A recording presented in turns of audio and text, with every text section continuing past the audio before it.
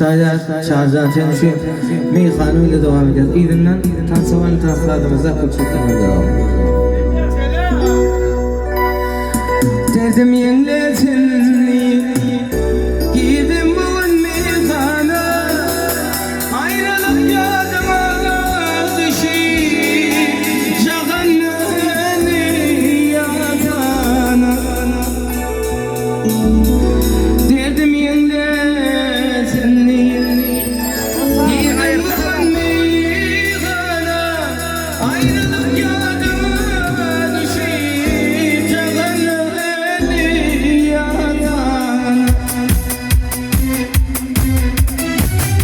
Döndürle meyhane şey, döndür ayda bakalım, döndürle meyhane şey, eller için yakalım, döndürle meyhane şey, bu dünya var yalan şey.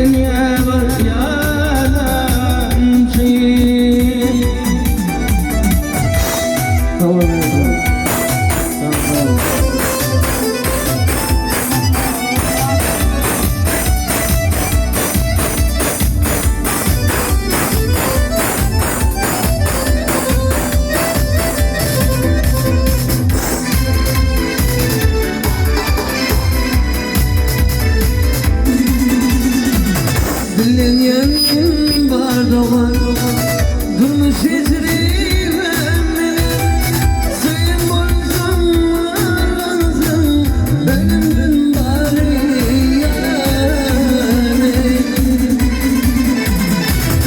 Ellerimde gitara, dilimde yaklara, iki vadım bari yaş, neredesin suyun yarım.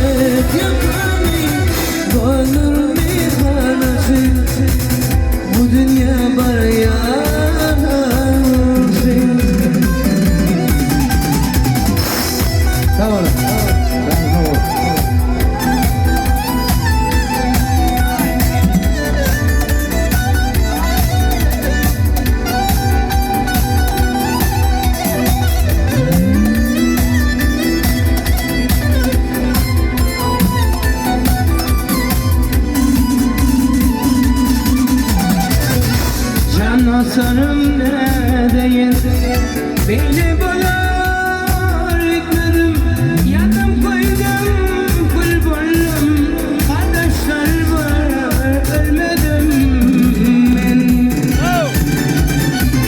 Kollarımda gitar, dilimde yaradım, iki gözüm kanlı yaş, gidedin seyin yalan.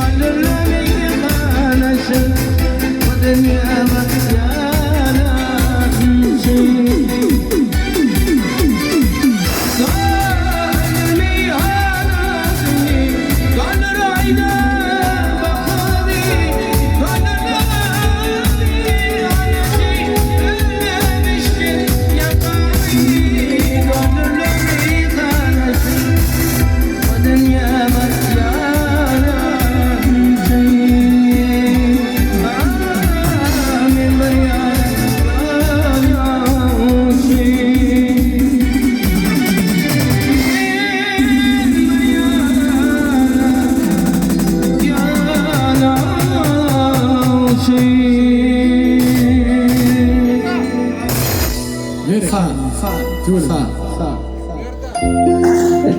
Neşter'de çağrılan Ayşe oyuncu.